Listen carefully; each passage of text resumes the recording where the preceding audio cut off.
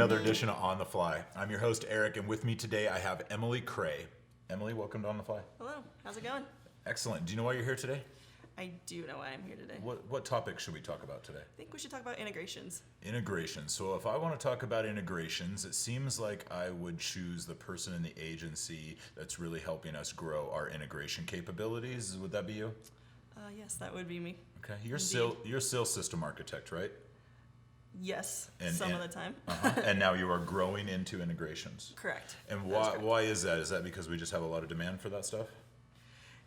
Partially, and also because just seeing opportunities come in, finding ways to solve for our clients that are out of the box and not just staying within the guidelines of the system or the platform. Sure. Yeah, that's a good point. So integrations, I think, are widely defined and maybe widely misinterpreted or misunderstood.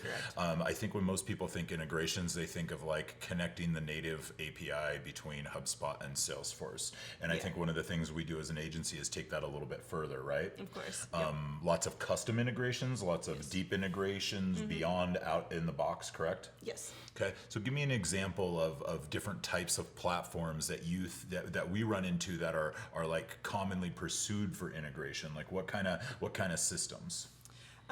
Some with our partners, such as PandaDoc, we have built out internal widgets inside HubSpot that make it easier for the sales team to go in, fill out information associated to the deal record, and then that way it's pushing a number of tokens into customized templates in PandaDoc. Okay, yeah, so something like PandaDoc and HubSpot, they go great together. There's a great existing integration. We use it all the time.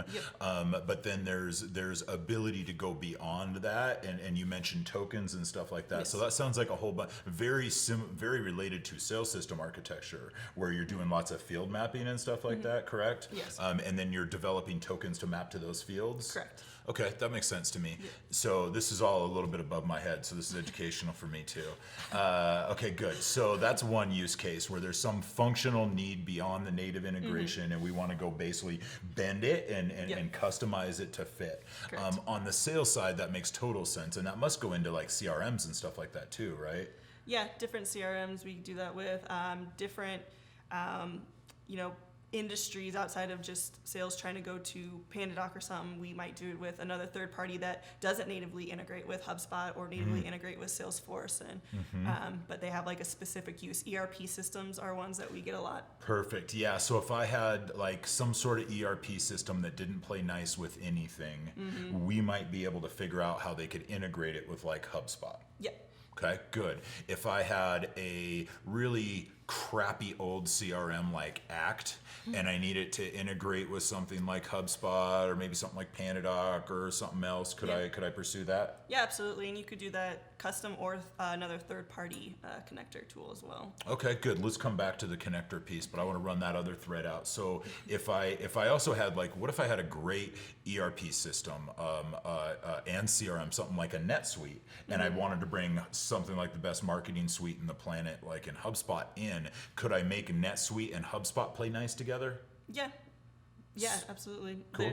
If there's open API documentation and you get access to it, you can connect anything. Okay, but it's not always as easy as just connecting it like we defined with like all the customization, the tokens, the fields and stuff like that. So can you talk a little bit about how you go in and like scope an integration, like what questions you ask, what we need to know, like how do you determine feasibility, and how do you like sort of like figure out what the use cases are for the integration? How's that work? Yeah, so we start by first researching the current tech stack that the client has, and then there might be opportunities for us to suggest other ones if they are open to other ideas as well. But after we determine yes, we can connect it, we start building out user stories, which is pretty much just laying out from a user perspective what features should be created in with the combining the two systems.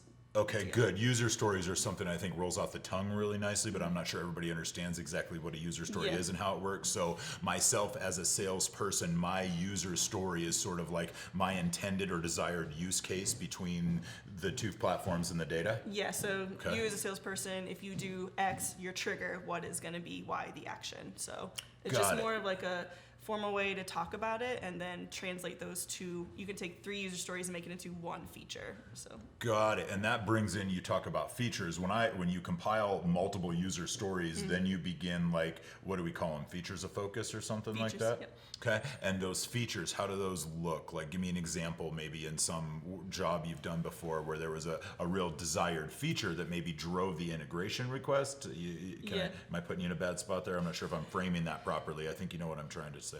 yeah, no, I think I'm just trying to think of an example. The feature would be the duplicate deal widget that we have in deals in HubSpot.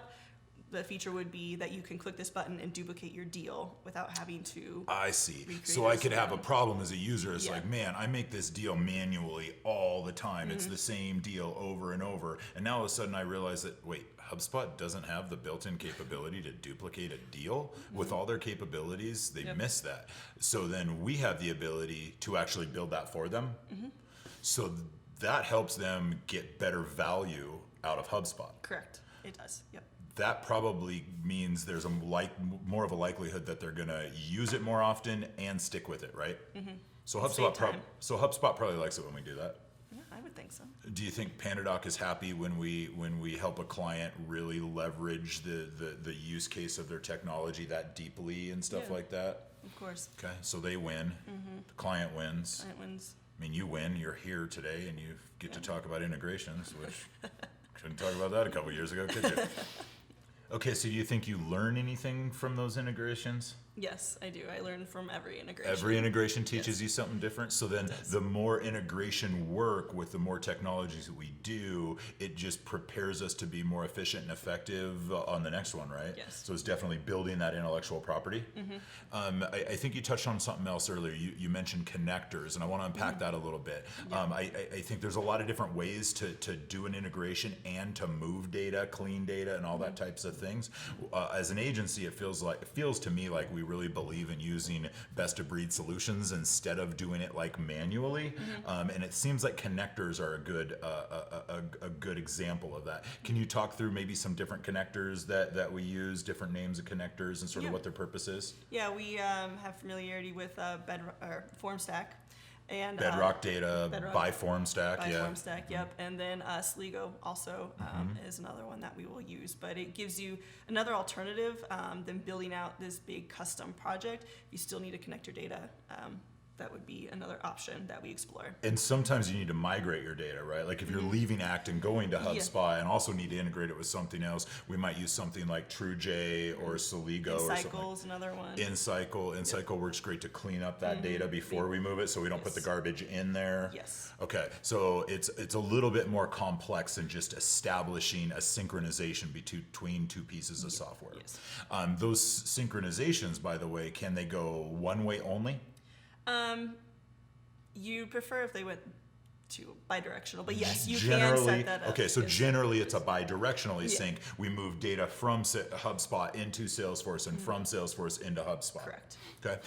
Could there be scenarios where we want to go like 1 and 2 and stuff like that? Like if we wanted to go from something like Outreach into Salesforce, but we wanted to constrict the data so it all didn't just pipe into HubSpot and make this big mess out of a database. Can we control how that multi-directional sync can. behaves? You can set up filters within these tools. Seems like that might be valuable. Okay. What's your favorite integration you've ever done? What's your number one favorite one? Like, holy crap, this one was rad. It was fun. The client loved it. Everybody was the winner. Like, what's your one? Man, that's a tough question. We're on the fly here. I know, I yeah. know you didn't prepare for that. I did not prepare for that one. I mean, I keep talking about, but the PandaDoc and HubSpot one, just what we've moved the team from, everything was paper, everything was manual, to getting them into 2 systems, HubSpot and PandaDoc, and just improving those processes and continually updating and customizing the integration. We didn't just build it and stop. We're still improving it. We're taking the user feedback and improving the user experience every time. Yeah, that's good. I think one of the reasons why that's one of my favorites is because the massive organizational impact it had on their business process. Yeah. It was a huge modernization play. Got a traditional print company into the modern age. Yeah. We won a big award for that, didn't we? We did. Yes, What, we what did. award was that? Integrations Impact Award with HubSpot. 2018. Yeah, I think we Yep. won the quarterly and the annual award on that. Yeah. It's a good one. That was a good one. Okay. We also, one of my other favorites was, I love the ones where we take a whole bunch of pieces of tech and make them all integrate. Like I think of our big e-commerce client that we helped re-engineer their website and then do all kinds of integration work between like product management, inventory management, all that type of stuff, store locators. I think there was like 6 or 8 different pieces of technology in that integration. How do you work user stories on that? That must have been a fun one, huh? Yeah, you have to be a little more organized and strategic with your approach on that. But yeah, you take one by one and you start with high level. What are your business requirements? What are we ultimately trying to solve for? And then you break it down from there. So yeah, business requirements sort of feeds into the user stories, which feeds into the features, which feeds into the build. Yep. Do you feel like that's always like just a single project? Is it always just like a 30 or 90 day project and then you're just done? Or do you think there's opportunity to enhance and optimize that, maybe improve it over time? Tell me about maybe administration and maintenance. Like how do you maintain a custom integration? I think people get afraid of that. Sometimes you might have to host a little tool or something like that to make it work. How do you set people at ease or address those fears? I always suggest that you do it in phases because after you launch, if you do a big project and you launch it all at once, there's a lot of things you'll identify after you launch it and you get users using it. So break it up into phases. It's easier to manage. You can find kind of the little holes in there that you may have missed the first time around when building the user stories. And then we do maintain it and have support. Like I don't walk away from it after we implement it. I'm there for support and then the feedback sessions and testing and things like that. It's ongoing. Okay, yeah, absolutely. And is it difficult to get your head around how all of this adds value to the organization? Like, do you think if you start with that business use case, is it pretty clear on what the value add is going to be? Like, is it hard to crystallize? Like, you can't exactly necessarily instantly ROI that like you can be, I just got you 3 new customers worth $2 million. Like, how do you sort of talk our clients through the what's in it for them? Or do you think they already know because they're feeling pain? Like, how's that work? They don't always know right away. They do feel pain, and that is why they're coming to you, but you also have to coach them through and help them find the value. And it may not be always, I brought you 3 new customers. It's like, no, we improved the time to follow up, by this many days. Yeah, speed to lead or something like that. Okay, very good. I think that's a pretty good glimpse of what you do, a day in the life of Emily Cray at Revenue River. Yep. You dig in with those clients and help them solve challenges between different systems that just don't talk to each other properly, right? Is that sort of it in a nutshell? Yeah. Do you think there's opportunity for us to maybe work with some of the partners like we mentioned to really tell the story and raise awareness and bring us all more opportunities for integrations? Oh, absolutely, yeah. That's what we're going after. Do you think that's going to be part of your role? Yes. Good. Awesome. I look forward to that. Very good. Emily, thank you for joining. Thank you for having me. For my audience, this is On the Fly. See you later.